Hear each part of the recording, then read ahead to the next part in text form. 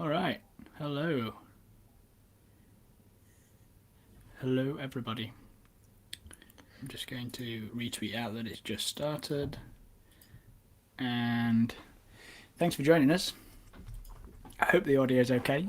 I was just saying to Tom, I've upgraded to macOS Monterey today. I'm very eager. I have no patience. So I sincerely hope that the stream is okay and it works. I How's hope you, you Tom? have a spare device.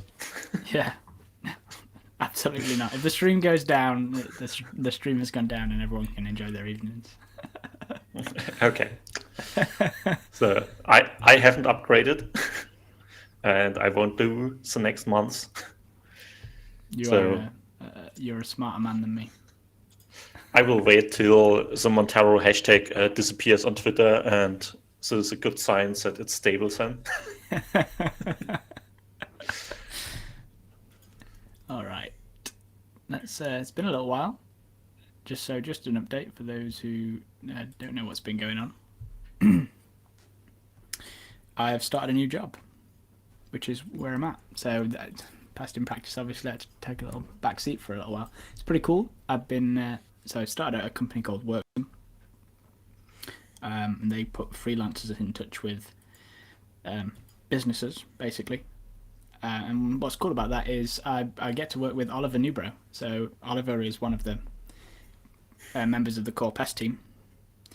Hey there. So Nuno is already hiring pest employees, or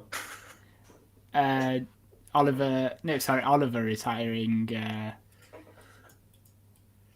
So Oliver got in touch with me and said, "Oh, do you want to come work for Worksome?" Basically, which is where it came from.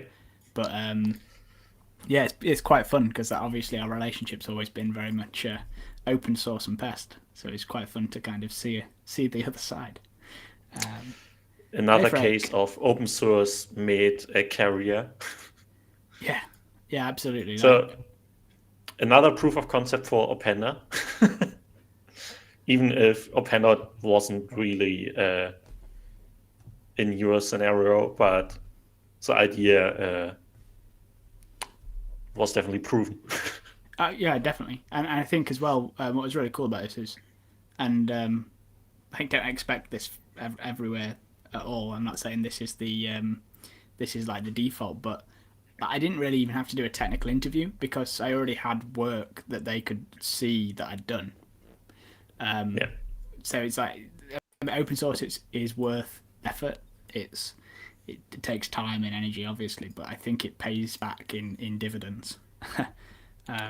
Yeah, and the benefit of showcasing your open source work in an opposite to a technical interview is that you have time for open source, so you can build it up over months and years and do your best possible work. So it also showcased much more what you are able to do than a stressful interview situation where you are already or have already forgotten half of your knowledge only because it's an interview. Yeah, definitely, for sure. It's really not a realistic representation of who you are as a developer, and then your open source work is a direct application of who you are as a developer. Yeah. So, and I think as well it attracts the right companies. Like if companies are looking at open source and then go, "Oh, they're a good developer, we should have a look at them." Like that's usually a good indicator of a decent company. But yeah, so it's been real fun. It's good to get back on the stream. It's good to be back with you, Tom. Hello to everybody. No worries, Frake. We understand. It's not like there's a worldwide meetup going on later. So yeah, you should definitely go to the Laravel Worldwide Meetup later. There's some real cool talks, which I think you're going to enjoy, and I think that you'll probably see some Pest PHP there as well. So make sure you tune in at 8 p.m. Frake, am I right, for the Worldwide Meetup? And no doubt you'll enjoy that. Okay, today's stream we are going to be continuing testing OpenDoor, but we're going to take a slightly different route this week and have a bit of fun testing Blade components. Now, this was one of the things that I didn't really even realise was possible when I first started testing. Oh, we've got loads of. I know what this is. Yeah, so this is something I didn't even realize was really possible when I first started testing, and I realized. Here we go. Let's try again. That Laravel made this quite simple, not too long ago, and it gives you tons of power to be able to test your blade components, because that's the thing that the user sees, right? Even if you are using, say, Vue.js or React, you're going to have at least some part of the application where you have to load a blade file, and then that blade file loads the Vue component. Like, unless you're going like full, completely separate repositories, most of the time you're going to have a blade component somewhere in your project. So being able to test those blade components is really important, in my opinion. And what you can see here is we have 0% coverage on any of these Vue components. So I don't think it's going to be too difficult to fix that, though. Yeah. I already see one that should be very easy, like the numeral component. Yep, It's, so let's yeah. take a look at that. Here's the component. You pass in a format. It's going to render the view, and the numeral itself looks to be the integer value of the string value of the number that's been passed in. And let's just have a look what string numeral does. To explain it a bit, why I do this int val or string val is, I don't know where it was, but I had the case that the number I've put in wasn't a real string, but a stringable object. And Yes. int val can't get the integer value of an object because it doesn't do a string cast at first. It directly tries to do an int cast, which isn't possible in PHP. And so I have to cast it to a string and back cast it to an integer. And so this is why I do this at first strange looking double casting. No, I think that makes complete sense. And actually, we can write a test that proves that it works with a stringable object, right? Yeah. Okay. So I know this isn't very big on the side here, but I don't want this to get in the way. I'm just going to literally go and create the tests, and then from there we can push forward. So in feature, I have a directory called view, and then a directory called components, and then inside components. Oh, hey, Hadrian. Sorry, I didn't see that there. Good to have you with us. Inside components, let's create our test file, which is going to be the numeral component test. Okay. Now, the reason these have to be feature tests is because you are going to be booting the Laravel container in order to test these blade components. So they need to be feature tests. That's the long and short of it. So first test, let's just get a golden path going, right? So it can render correctly. And in Laravel, there's a super handy method, which we're going to probably talk about a bit more later on because we need to decide on a few things. Tom was just showing me a few things, some custom assertions he's made before the stream that we'll probably talk about a little later on. But yeah, on the test case in Laravel, Sergio, it is only 720p. I'm a cheapskate. I need to upgrade Restream, but when I first started, I didn't kind of realize I was going to be doing more than like one episode before it would be a complete failure. So at some point, yeah, I need to upgrade Restream and deliver in beautiful 1080p. If you can't see the text clearly, let me know. I'll increase the text for this episode, and I'll stop being a complete cheapskate a little later on. Yeah, I think increasing the font size could be worth. Yeah. So like adding 2 pixels, 4 pixels. How's that? Is that better? Yeah, a bit. Let's go for maybe even go 26. I don't know on which screen resolution are you, because your screen stream sometimes is a bit pixelated.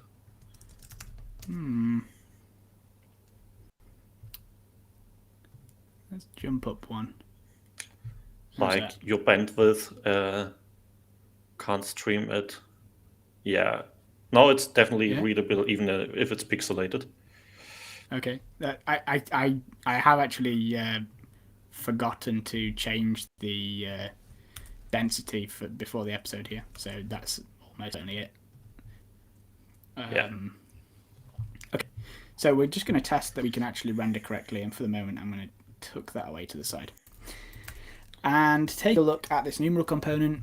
In the construct, we're receiving the format, which by default is 4a, which means I think we can literally just say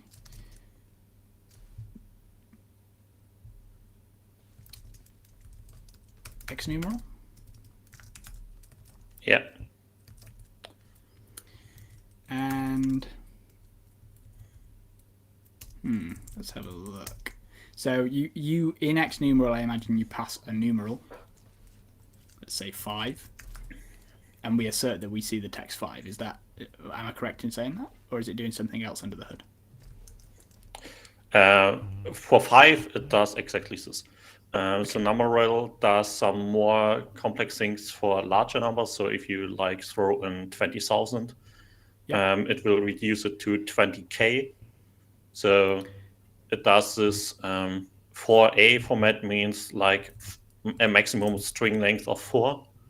So if you have numbers larger than 4, it will replace them with these common letters like K, M, whatever.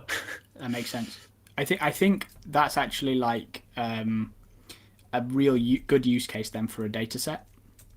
So we could have string value, and then we could have string expected result.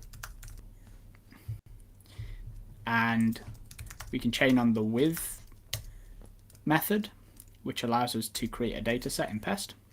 And we want an array. The first is going to be this value, the second the expected result. So as a base, we can say that if we pass the number 5, we want to return the string 5. And we can now replace these with, I'm going to use double quotes so that we can do a little bit of string interpolation, and pass in the value there. And this will be the expected result. And in fact, this can be mixed. Let's run it. Yeah, so we've just refactored to a data set, which is going to make this just a little bit easier to work with. Because now, rather than adding this test for and over again, we can just add a new data set. So for example, let's just do 10 and run this again. You can see we have down here 2 passing tests. I may just get rid of this for a moment or two, since we know what we're doing. Can I do that? Yeah, that's going to treat us better, I think, for the purpose of this stream. So yeah, we have 2 passing tests. Okay, so give us some edge cases. Give us some edge cases, Tom. You can guess them if you check out the Openda homepage, for example. Yeah, okay. So placing some ads. And if you scroll down to the next section, here you have this trusted by contributors. And there you see these numbers. So like if you have 11,050, for example, you get this 11.05K. Yep. So let's take these examples directly then. So we've got 11,050 and we've got 15,270.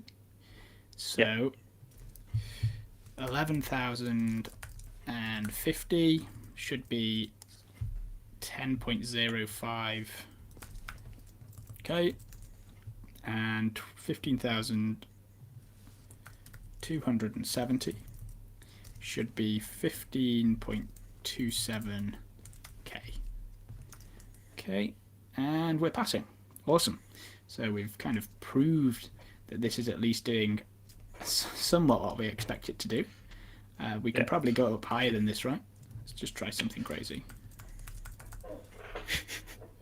And I actually want an error message here, and the error message will show me exactly what I'm expecting. Yeah, so it gave me 1M, which is exactly what you said it would give us, which means we can run that and it passes. Ooh. And just to kind regarding of the object, The stringable object, I remembered that because we pass in the value as a slot value, not as an attribute, it will always be an object because Laravel internally transforms the value string to an HTML string, which is a stringable, in fact. And this was the original reason why I always have to string cast it at first. So we're already testing this. Which is great. Yeah, that means we don't have to do something crazy. If you do come across situations where you need to do something crazy like that, but it's just a one-liner, like having a two-string on a class, then don't forget that you can use an anonymous class, which would be something like new class, and then obviously you can implement the stringable interface, and you can do what you want in there. And you can even do that inside a data set, so you don't even have to go outside of the data set if you don't want to. Yeah. Cool. Okay. I want to go back here because I actually want to open Hyper. Let's open this in a large tab and run pest coverage again. Take a look at that numeral. Oh, look at that. 100%. So that easy one. Yeah, fairly straightforward. The only thing I might do here is... Oh, by the way, if you didn't know, you can use underscores in integers. I'm not talking, I imagine you know very well, Tom, but for the audience, if you didn't know, you can use underscores in PHP integers to be able to represent like gaps and make it more readable. So I certainly suggest doing that in your tests. It certainly makes large data sets like this a lot easier to read. Sergio, I'm not the author of the numeral class underlying. It could be right, so that it should be an upper M. I don't know, and in fact, I really don't care. Yeah. So where's this actually? So, what file is this then? Oh no, this is the app service provider, right? Yeah, but I'm using an external package. Yeah, to do the actual app so numeral format. Yeah. Yes, Adrian, 1M is 1 meter. Yeah. Can you reach out, audience, to this this repository here, and as part of Hacktoberfest, you can you can go and change the you can fix it to an uppercase M. Yeah, go and get the T-shirt. Yeah. Okay. And the only thing, I might go on. I was just going to say add a string maybe. I think no, this would be wrong because as a string, the string, the int val of it will fail. This, I think you have to do this one, but in fact, it's I think a bit useless test because you are placing it to a string, so it will always be a string passed to the component. True. One thing we could do is the numeral uses the attributes variable in Blade component, so you can define a class on it, so far I know.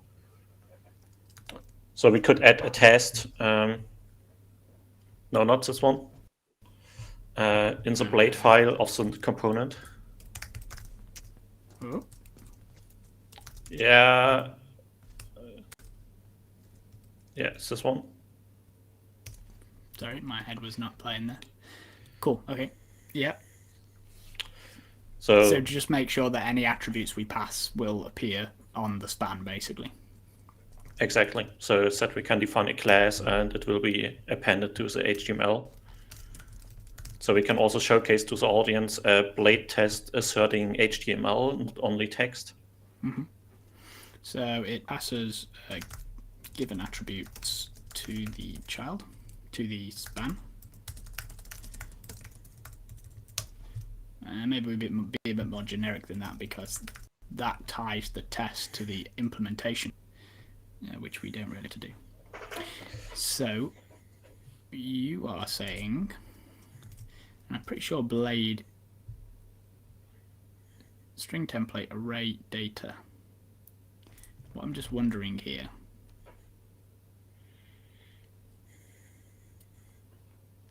Shouldn't you be able to just It's assert Add C, add the escape false. I'm wondering about escaping when the HTML gets escaped, how we yeah. test around that. But yeah, you can just pass false there. Just couldn't remember at which point you had to do it. So we're saying, let's say we pass a class. Are you using Tailwind on OpenDoor? Yes. So let's stick with the conventions then. Let's do something like you're a flex. You're going to be flex row and MD hidden as an example. We want to assert that we see the text. Class equals flex row MD hidden. You could use single quoted string for this one, so you don't have to escape the double quotes. Yes.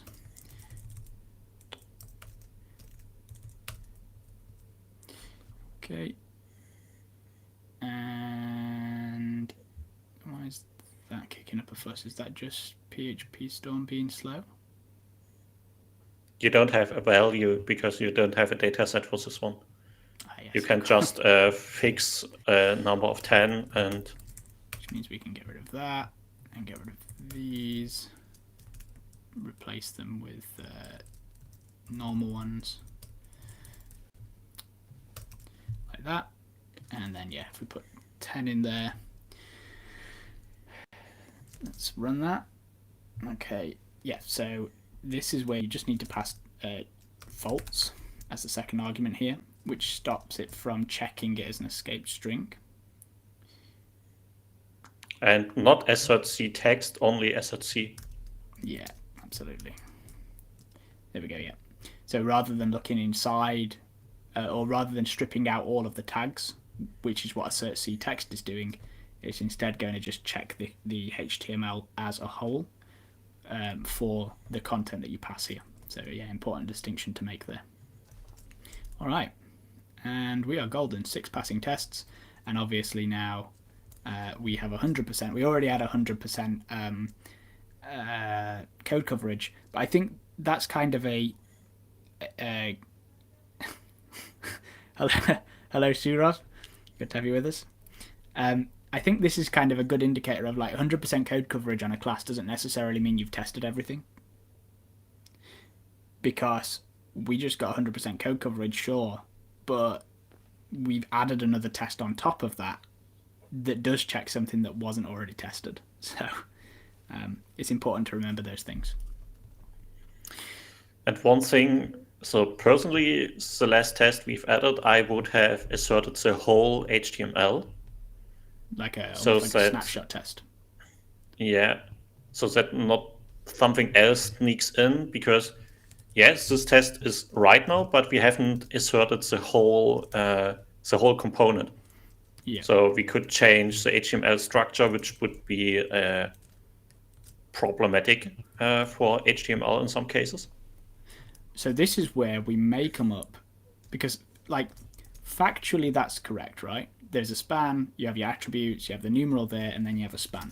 But the formatting is different, and this is what we were talking about earlier, right? So yeah. Moment of truth. When we run this, yeah, it's going to fail. And you'll see the exact reason it's failing is because there are new lines inside the rendered blade that aren't here. And obviously, one way to solve this is to go and put new lines everywhere, but that is annoying and makes everything look messy. So you've already come up with. And you always have to keep the indentation of the blade file in your tests, which is easy for this one. Yeah. But if you have a more complex one with a lot of for each and if and so on, you have really strange indentation and line breaks in your HTML. Yeah. So keeping this in your test is just more than annoying. And if you go and change that indentation in the future, right? Like if you go strip the indentation out, then or you add a new component in the middle and that moves the blocks across.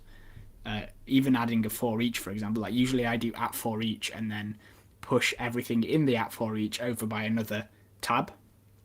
Yeah. So that would kill the test for no good reason. Maybe this is actually a great PR for Laravel as well beyond this stream. But in the meantime, you've already kind of solved this issue, haven't you? So give us the syntax, Tom.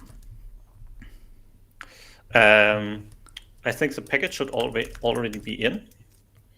And blade So assertions. yeah, run as equals, and So we then pass you in. pass in the string you have in the blade function as the first one, I think, or okay, the expected first, and then the template second. It's an assertion. Okay. So hopefully, let's have a look. Class indenter. Oh yeah, you have to require the package your own. So,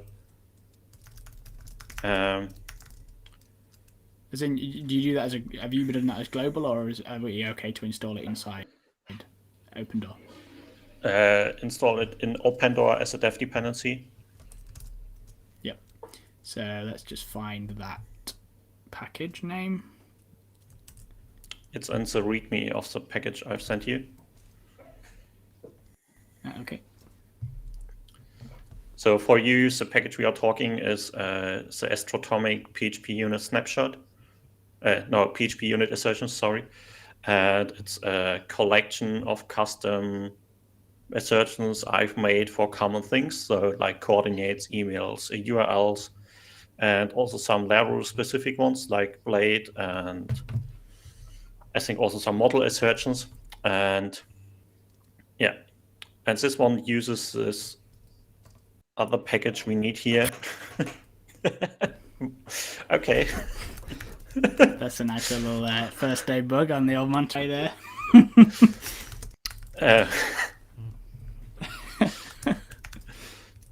And this package normalizes the HTML format of the expected and actual values the same way. So we can pass in different indentations and styles of HTML in both, and they will be normalized to the same one.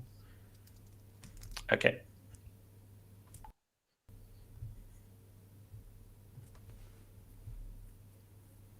Okay, yep. So is it actually dropping spaces on either side of it?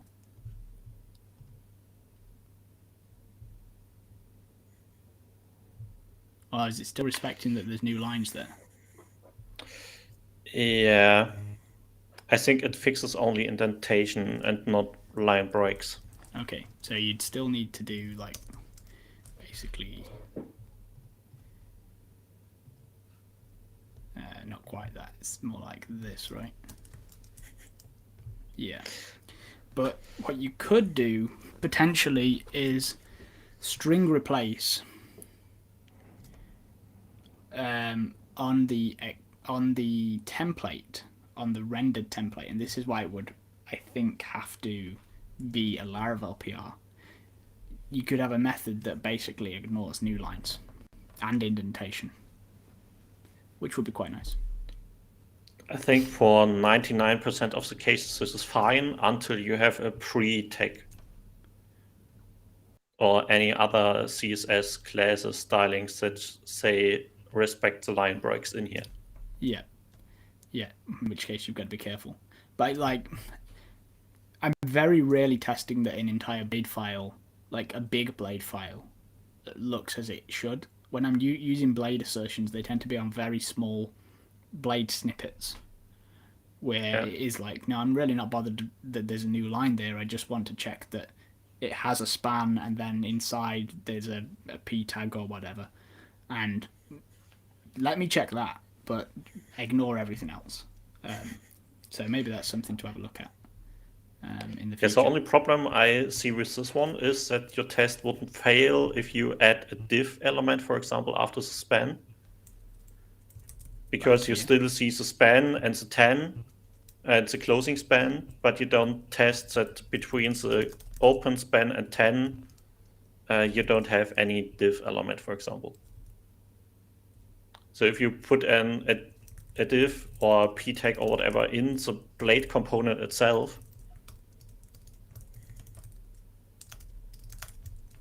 like in here or literally in the blade component? Literally in the blade component.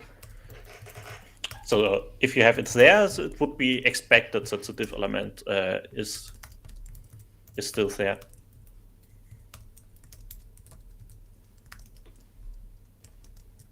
Yeah, like you already had now, you forgot to delete a character in there or whatever.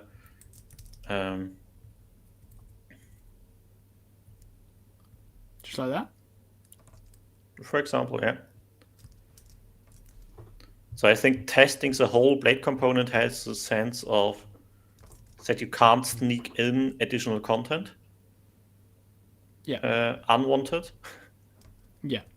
Which I guess is very much dependent on the blade component you are currently working on. Sure.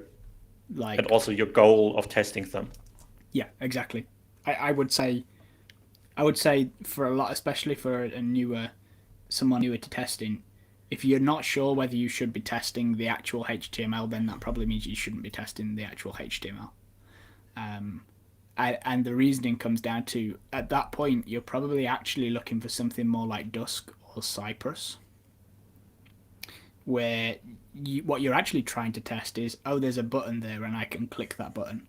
So you want a browser test. Don't check the entire contents of a HTML page, because it's going to become incredibly annoying when you want to just update the HTML page with a new footer and you have to change all your test suite. Yeah. So, hey, Olivia, no, not at all. We're just talking about blade tests. So yeah, don't just go crazy and create massive tests to check every piece of HTML, especially if you're using Tailwind, because that would just be an absolute nightmare. But if you know you want it for a particular feature, then absolutely. But because this new package hasn't really solved our problem, I think could be fine by removing it again and going back to what you had first and what Adrian said. So assert C in order, for example, and asserting that the span with the class is there, that 10 is there, and the closing span.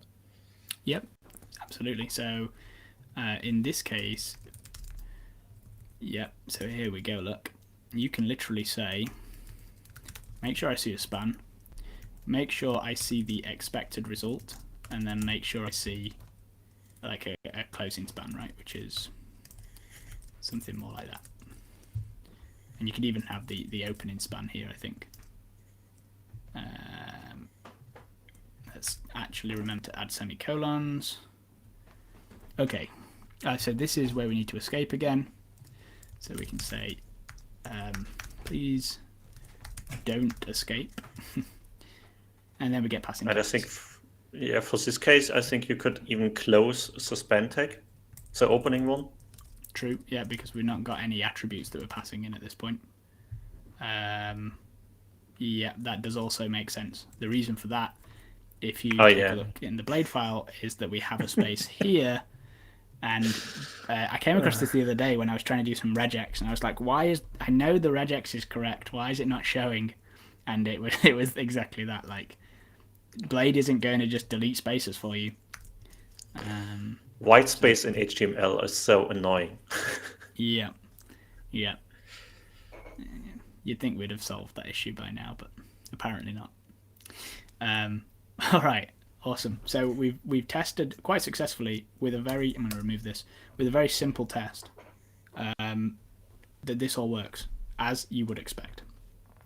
Jumping back, let's pick out a new test, perhaps. Maybe something interesting like the random contributors, something that's got a bit of data behind it as well. Yeah. So that's in web, home, random contributors.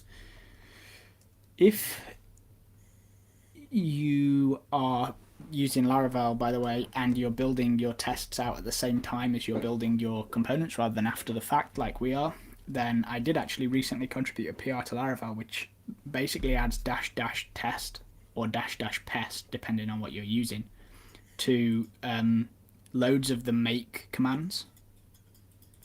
So that's usually quite helpful. I like to keep my test directories quite synonymous with my application directory, so I can easily find the test later down the line.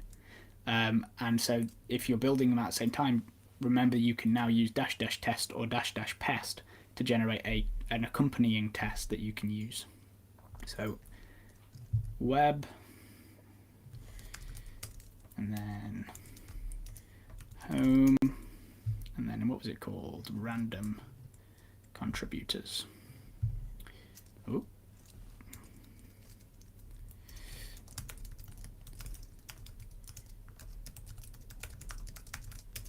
All right, so let's take an actual look.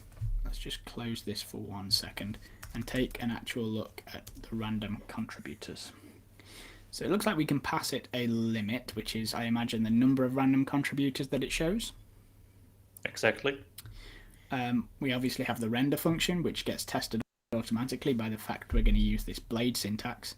And then I imagine this is being used inside the blade component, and you can see it's literally checking for a bunch of users that are registered users that have contributions, and then it takes a random selection of those users based on the limit you've provided, which by default is 6.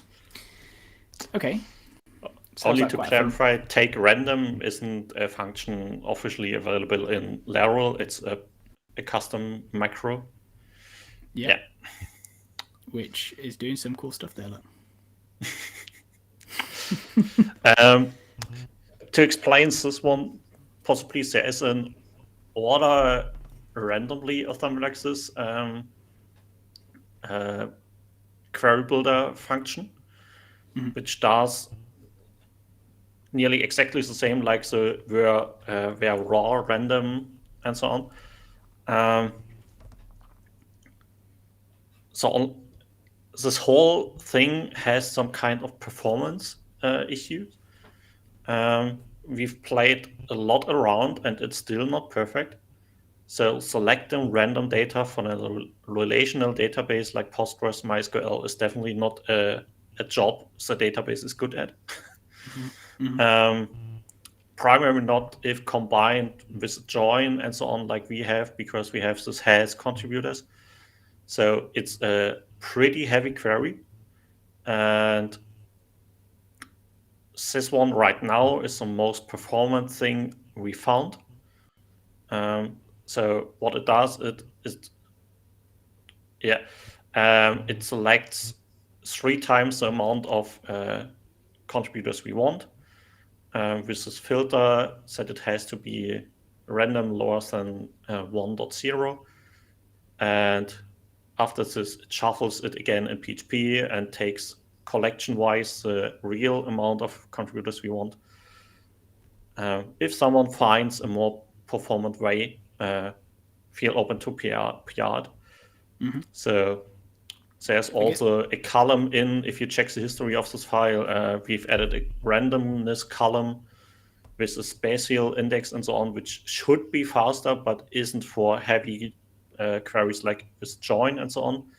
For plain queries on the same table, it is faster, but not in average. So if there are database experienced developers, go ahead. The nice thing about us writing a test for this is we're not going to test the database query, we're going to test the feature that uses the database query, which should mean that if someone does have an idea, this is going to get merged in, that they can just play around and see if the test still passes. If the test still passes and it's faster, then, hurrah, you have successfully done it. But now we have a test that we can prove it works with, which is really nice. So let's go back to our component test, and let's just start again with the golden path before we go too deep. And I'll let you answer Adrian's question while I do that. Yes, we are using integer IDs directly from GitHub.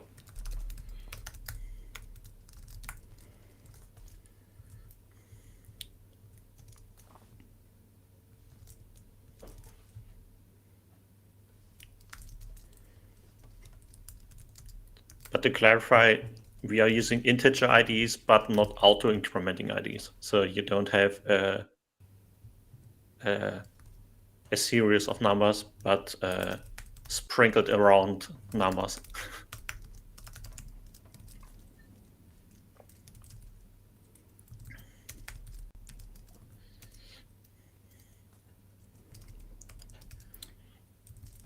Yes, this one doesn't use the slot so far, I know, so you could even use the self-closing blade component syntax. Okay. Obviously, it's not performing any assertions at the moment, which is why it's failing on me. But I'm just checking at the moment whether we can actually get it to just render, which is what the blade is doing.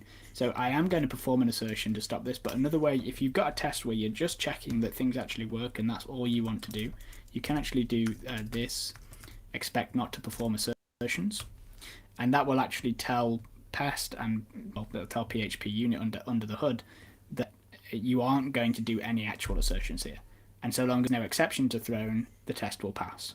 So it's a good one to keep in your tool belt for when you need to use that. In this case, I think we can take a look at the blade file and find something that is rendered. I don't know whether to test in this initial test for this and put some data behind it, or whether to just test that there are no syntax errors involved if there is no data. So even just checking that meet some contributors is outputted, for example.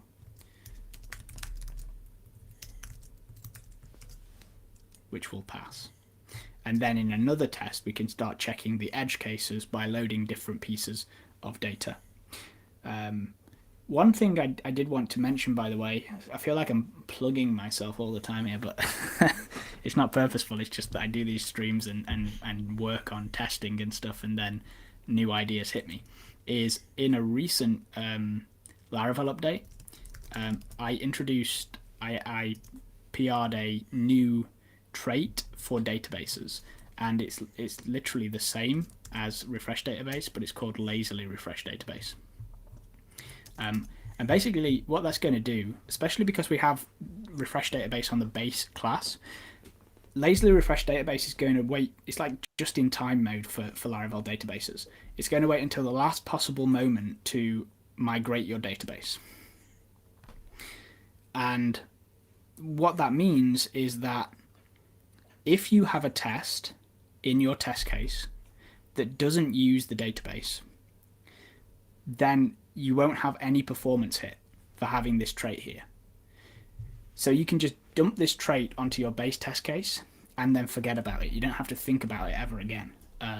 You don't have to worry about importing it in every single test case file. I know that I've done that in the past, and that was a valid thing to do. And there's no performance hit for putting it on the base test case anymore. So if you haven't already updated to use Lazily refresh database, go ahead and do that, and just remember to remove any calls to refresh database that are already in your tests, because otherwise there'll be a conflict of interest and you'll get some errors in your application. All right, but with that done, we can come back here, make sure this test still passes, which it does.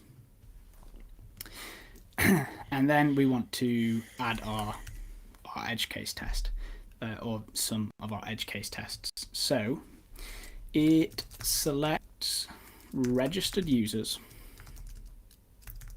at random to display.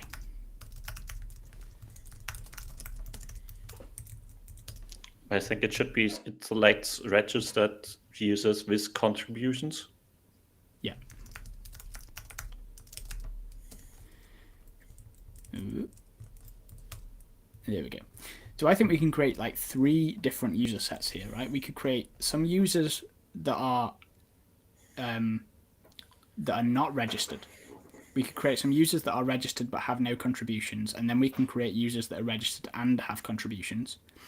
And I'm pretty sure that if we create a small enough pool and pass a high enough number of contributions as the limit, then we should be able to basically assert that the only pool selected are those specific users in the 3rd group. And so that's kind of like a little bit of a cheats way around the random. Make the limit higher or equal to the number of actual users available to show.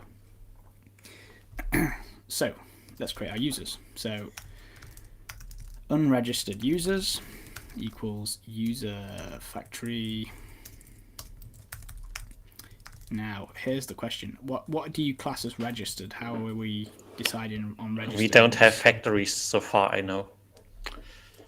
Okay, yeah. All our tests we have written are using these fixture files. Yeah, I can't actually remember what we did for those other tests for actually generating the users. This user. Oh yeah, that'd be a good one. This is what means that we would have to create A large or group download of... a lot of JSON files. Yes, absolutely. So Yeah. I think it could be time to create factories. Yeah, okay. Yeah, I think that makes sense. I think we're going to have to. I don't really feel like we can keep... It makes sense here to grab the user that way, but yeah, I think you're absolutely right. So let's see how we can do this. Is there a make factory command? I think so. Yeah. So this would be user factory. Oh, there already is a user factory. What am I doing? We just need to actually go Fill in it out. Fill it out. Okay, so let's take a look at the users table. Looks like we've got quite a few additions to those tables. You can open the user model. It has a full doc block. You are very well behaved in that regard, aren't you? This is very difficult to see, however. Let me close this. Tell you what I might do. Let's just quick switch between these. So we have the ID, which we don't need to worry about. We have the name, which is already filled out for us. You have to define the ID. It's not an auto increment. Okay. It's a GitHub user ID. So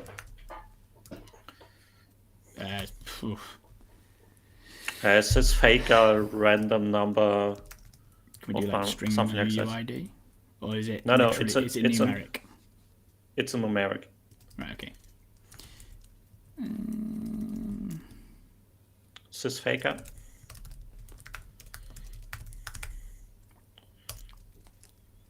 Let's go for something high maybe, and I think we can use unique as well to make sure we get a unique random number. Okay. So full name. I imagine full name is a generated. No. Okay. So full name is part of the database then, yeah. Yeah. If it would be generated, it would be a property read only.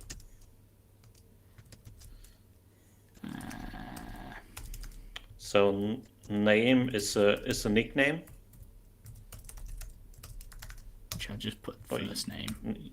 I think there is a username faker. Yeah. Okay. And we have email, which is already in for us.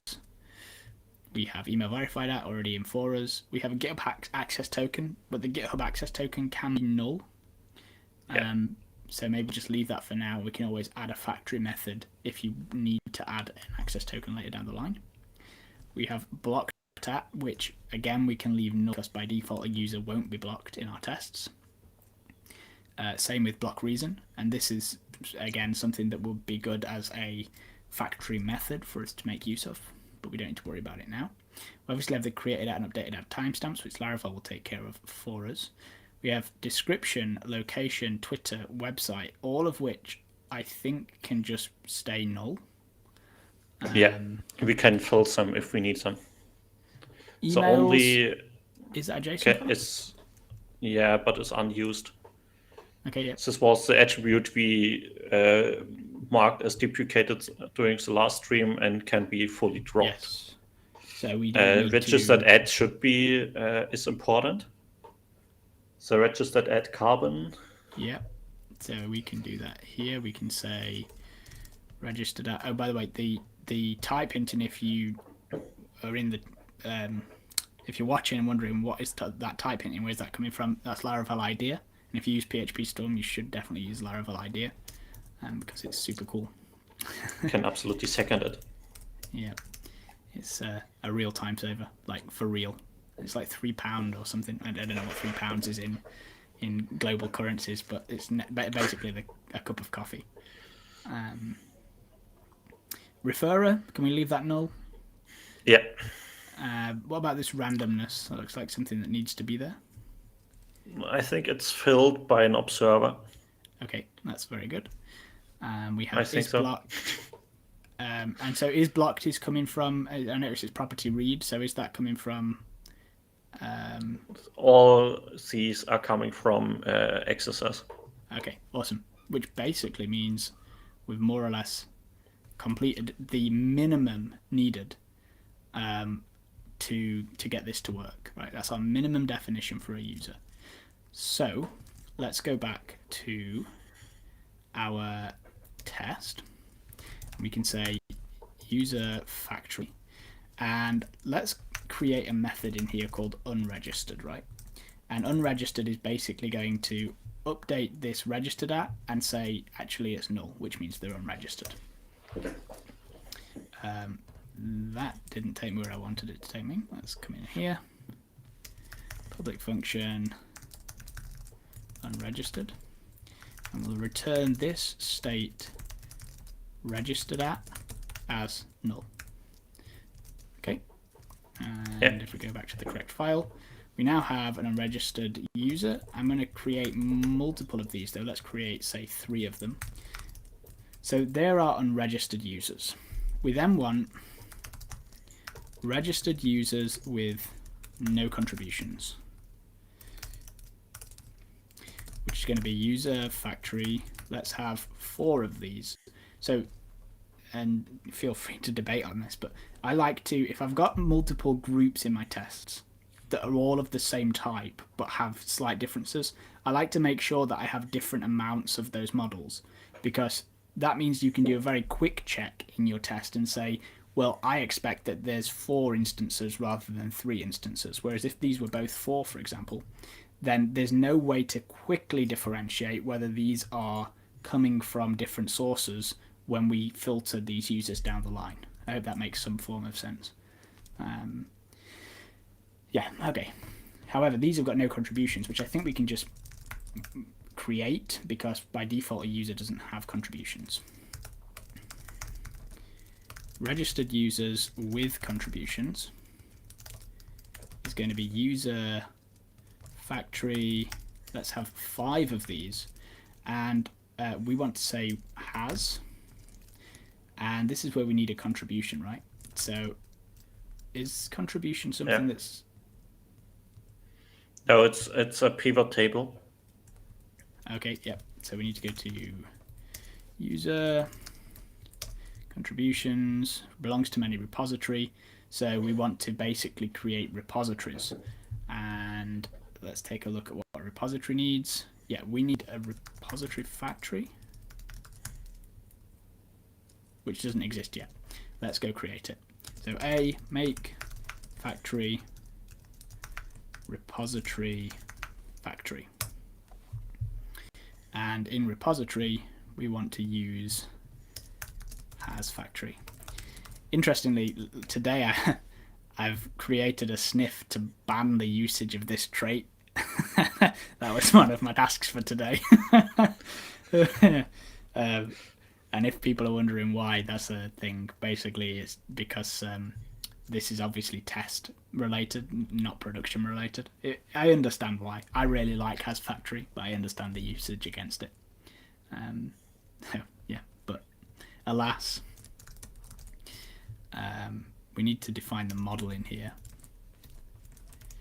So model is equal to repository class, and yeah, we need our state. So is the ID again something? Is it like a UUID, or is it just an incrementing No, ID? it's again numeric. Okay, so but not auto incrementing. Faker unique integer number, random number, 12 digits long, for example. And let's go back to here. So we have name. Let's say this faker words. Username will be the first. Okay, so it's and concatenated with dot slash. So and the second one can be word. Of course. Maybe even like slug or something. Yeah. Slug With, of like, 3 3 words, yeah. words. Yeah. I mean, to be fair, that's probably representative of most composer dependencies out there. And could you make the slug unique? Yep. Hopefully, Faker's got a nice enough pool of random slugs. Okay. We will see. Yep. Owner type. What do we have in owner type? Will be organization or user, so far I know. It's of the polymorphic relationship. So owner should be, yeah, so it's also the owner ID. I see. I see. Okay, that makes complete sense. So this is actually going to be set. Yeah, it's kind of going to be set, but it's also, we need a user factory basically, don't we? We need to set the user factory, which you can. Or actually, organization. Yeah. I think by default we'll probably go user. Do you think? Yeah. So you can actually say, I think this, for, and then you can specify a user factory like this, and you can pass that as the owner relationship, and that just means that you don't have to worry about like the polymorphic IDs. And configure will just be called like always as the default thing. And isn't the return of configure void? So far I know you don't have to return it. Or do you? I don't know. No, yeah. I think you are correct, yeah. If we go to the base method. Oh no, that does. Okay, so you have to return it. Yeah. Okay. Not using configures this much. No, I don't. It's rare that you have need to use it. That's certainly not. It's rare that you actually have need to use it, but sometimes you will have to. And I think this is a case where it actually makes sense to use it. Totally. So we have a string which can be null, so we'll leave that by default, I think, as null. We have a license, which is an enum. Yeah. And so I can introduce you to the sysfaker random enum.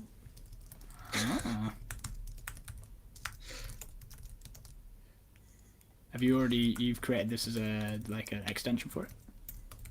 Yeah, it comes with the Sparthia Laravel enum package. And do you just pass the type in there then? You just pass in the type, yeah. So license as class, yeah. Nice. Should be this one. Let's find out in a moment, I guess. Language is the same, and language is also an enum. Wow, look at the time. I actually will wrap up the stream soon, but just having so much fun filling out these properties, to be honest. So we're not going to, by default it's not blocked. By default it has no block reason. Created and updated it are already sorted for us.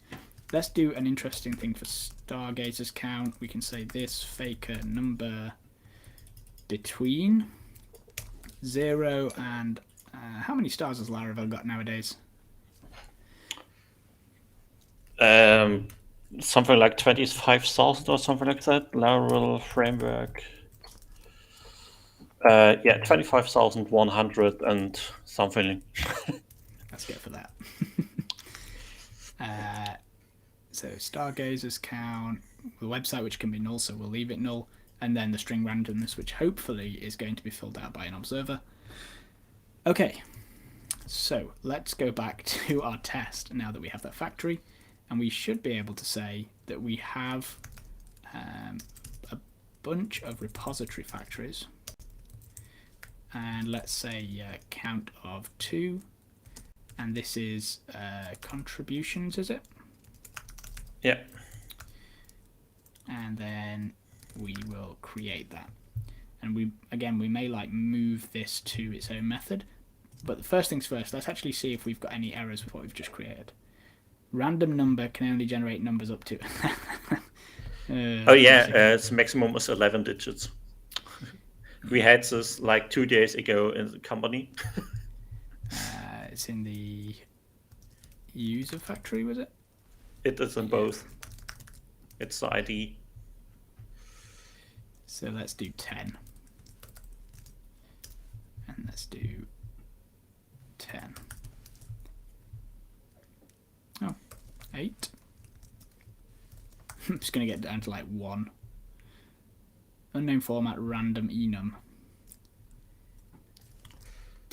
Yeah. Adrian, I know that we can pass the count to the factory method. I totally dislike this using anything in this factory method because it's one of these methods in Laravel where you can pass in like everything, and depending on amount of arguments and type of the arguments, Laravel behaves totally differently. So I like it much more to be explicit in telling whatever to use. Unknown format random enum. Oh, Do we know what the actual method is? I can go look it up. it is a random enum. I've checked it. The only thing that could be the case is that the provider isn't auto-registered. Of course. Let's have a look. Um, Although this is a full Laravel application, right? Well, to be fair, Yeah. for now, Go to the test case setup method.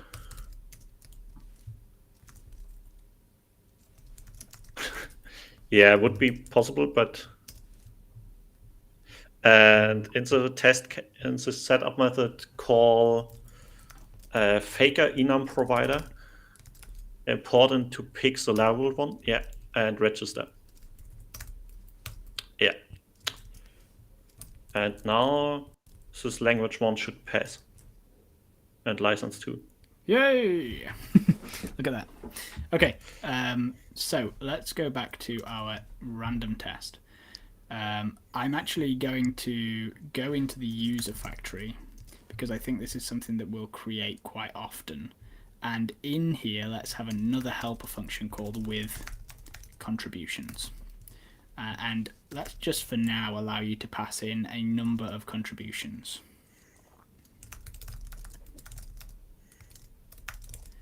Now in the future, it might be nice to also have a type of, in fact, in order for us to think about this as adding to it in the future, it might be nice if we also allowed a contribution, a repository factory in there, so that you can customize the contributions that a user actually has as well.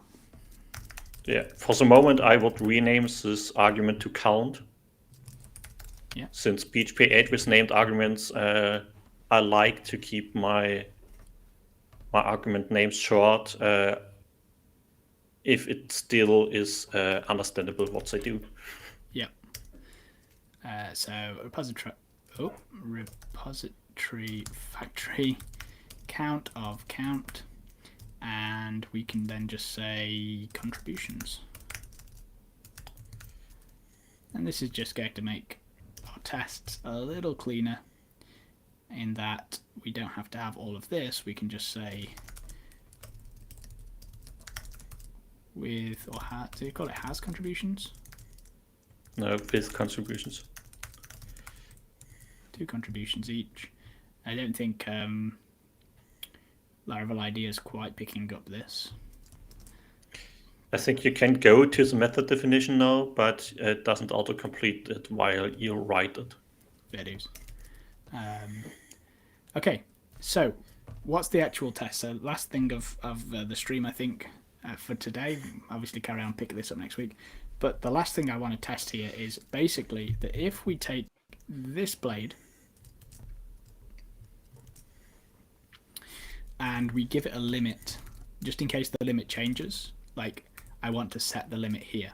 So if we give it a limit of 5, that we assert C in order, maybe, and then we can take a look at what it will be random. Oh yeah, true. Assert C. Maybe we just need to do assert C then, and loop over each user. In fact, you could even say blade assertion, or even just blade. Yeah, you could say assert C text for each registered users with contributions full name. Yeah, is that something we pull out then? Yeah. Yeah. At contributor display name. Which is the full name if it exists, or the username if the full name is empty. Makes sense. Yeah. Okay. And we have filled out full name, so that will work. So basically, what we can say is,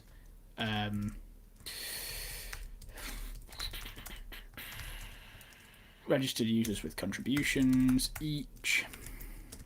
Here's a user. And we want to say, blade. What I'm thinking is it's the user that's the expectation. So I need to actually we can't do it that way. I think we literally just have to loop over each one, sadly, which is annoying. But it's a collection, so you could even use a normal each. Yeah.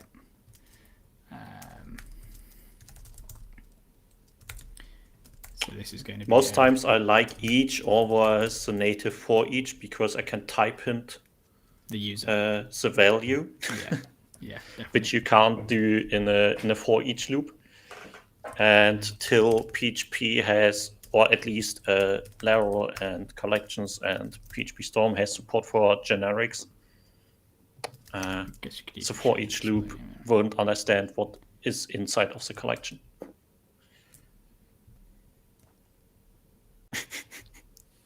What a name, by the way. Hilton Lockman the fourth. Okay, so this is kind of showing that it didn't actually pull any users. It didn't pull any users. Let's just grab a count of all users here. 13. So the users were actually definitely created. We got that right. But it's obviously something to do with the... I think it's because of the... of the rare registered. Where is registered? In scope, where is registered? Where has GitHub access token? Where is verified? Yeah. And where registered at? So it's this GitHub access token basically, isn't it? Yeah. So you have to define a GitHub access token of string random, for example. Yeah, which is fine. We can do that. I am actually just going to break these into a chain here because we're going to have a ridiculously long line length otherwise. The question is, we have this unregistered method. Shouldn't we create a registered method and keep unregistered as the default? Yeah, I think maybe that is the right way to go about this, because there's more to registered than unregistered. So this state basically is going to be registered at now GitHub access token string random, and then what was the other thing? Email verified at. Yeah. Email verified at now, and let's move that up a line just for our sanity. And now we'll remove unregistered, and by default in the... You can also remove this unverified. Yeah. So by default in here, we'll make this null, and we'll also make this null. Which basically means that every user you initially create with a user factory is actually going to be unregistered, and you have to opt in to them being registered, which makes sense. So in this case, that's the default. This becomes, well, they're registered. Which also is more production-like because most of our users aren't registered. Yeah, which makes complete sense. And then we can drop that in there, and then we can get that back there, and we don't need this anymore because we have already handled that. Okay, so we're still not getting quite what we want. Let me have a look at just double check the dump and die repositories count to make sure that that's working. Right, we have 10 repositories, which makes sense because they each have 2 contributions. So that's working. Could you copy the query from the blade component and dump the result of that one? That's going to be inside random contributors. Here it is. And we'll do that. And good if we actually dump and die it.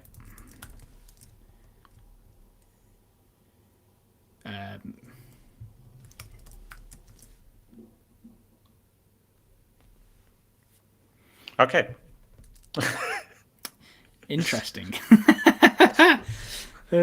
Interesting, to say the least. Let's remove that a second. Okay. And so the contributions aren't assigned. Yeah, because the other way around is just bringing in basically these guys here, right? Although, why is there only 2 items in that array? Look, oh, no, look. Oh, no, never mind. I take that back. Yeah, the contributions outside. Okay, so if we go to the... I never used factory relationship seeding for polymorphic relationships. I'm going to keep that dumping and dying, I think. And then... Which method have you used in this with contributions? I went for, as a guess, has. I guess it could be You 4. has to use 4, yeah.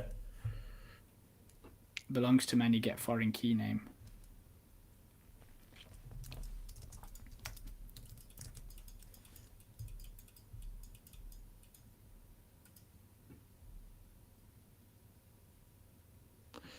So Laravel documentation says morph to relationship. It has to be 4. Oh, wait.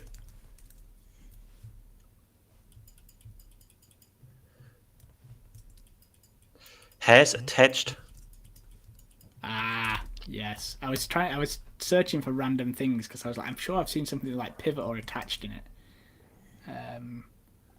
Call to undefined method morph many attach. Is that because I've used this wrong? Yes, that's because I've used this wrong.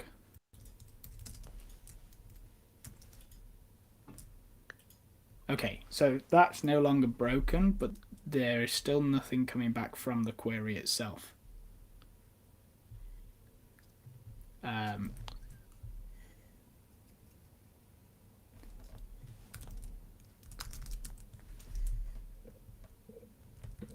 And yeah, doing that doesn't make any difference. You don't have to, yeah. Out of interest, let's just do something like this after creating.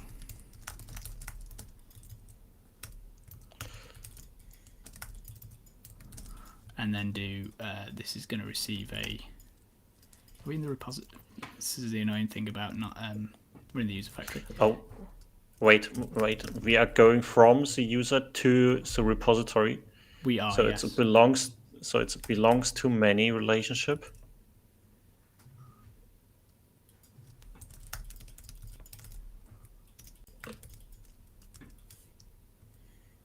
Yeah. Which is, then that's still attach, right? You're still going to call attach.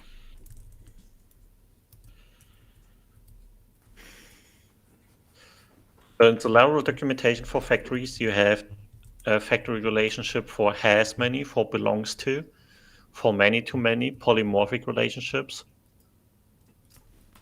but not for it belongs to many.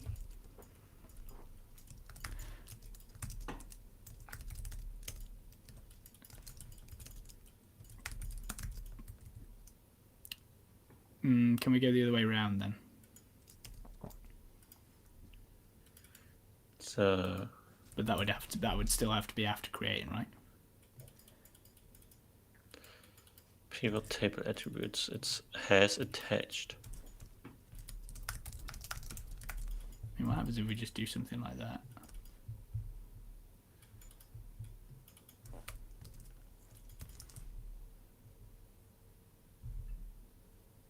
I mean, I'm almost certain that always you need the audience to keep you lost. Yeah, I know. Like, look, this is literally like, you couldn't get any clearer than this, right? So let's make sure this is actually being called, which I'm pretty certain it is. Yeah. Yeah. So literally, after we create the user, grab the contributions, and then attach a bunch of repositories that we'll create on the fly. Yeah. And you can pass attached multiple models, right?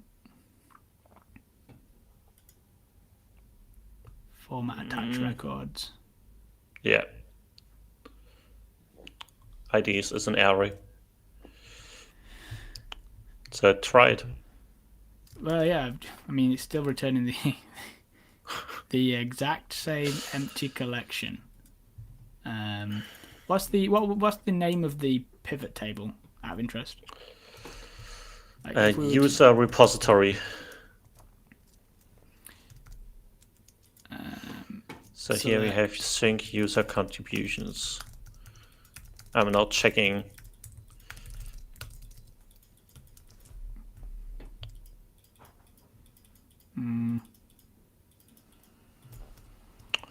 So try instead of attach as sync, the sync method.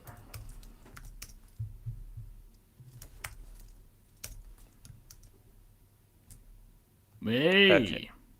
Now we got it. Happy days. Although it's still okay. We're closer.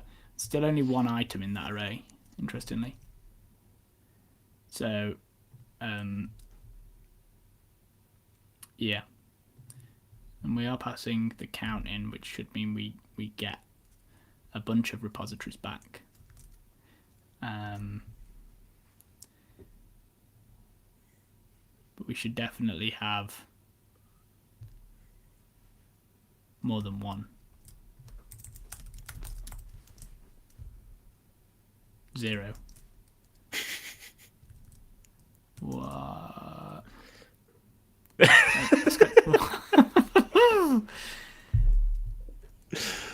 What's happening? Well, this is entertaining, though. I mean, to say the least. Oh, I know. I have it. What is it? This take random method. If you go to it, it has this database side random has to be below 0.1. Yeah. So. Yeah. Which means you've got to have. Well, you've got to have enough basically to actually fill that need. Oh wow, that's quite a testing conundrum, isn't it?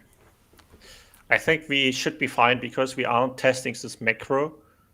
I think we should be fine to copy this whole macro to the test and adjust it. Yeah. So we can override an already existing macro. Yeah. So let's possibly take that for now. I think it could be even go to it before each, or. Yeah. Okay. I was thinking like maybe at some point we need to possibly put it on the like the I can't remember what I'm saying now. Possibly need to put it on the base test case at some point because I imagine we'll come up across this. Yeah, it could be. But yeah, we can just do that and remove that random. Yeah, you can remove this. You can define limit as the limit we have. Yeah.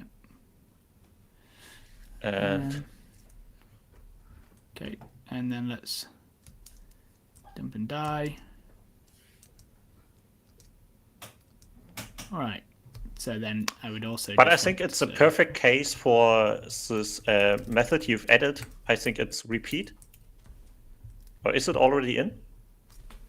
So that no. you can repeat It's not already in. There's just a few. There are a few edge cases with PHP Storm's output here that we're working on.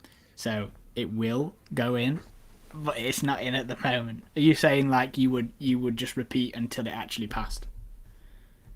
Yeah, I would just repeat it sometimes, but yeah. This is now also fine, I think, because we have all written the query, so we only test the component now. Yeah. I guess you could also test that there are only so many items, so even something like assert C. Couldn't we use unregistered users each played as a don't see text? True, yeah, that's maybe a nice way to do it. So we're going to grab that basically.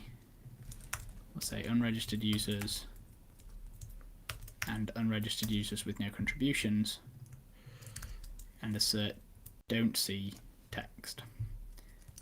The only time that will fail is in the rare circumstance that Faker decides to create the same names for users in this group and users in this group. Go to the factory.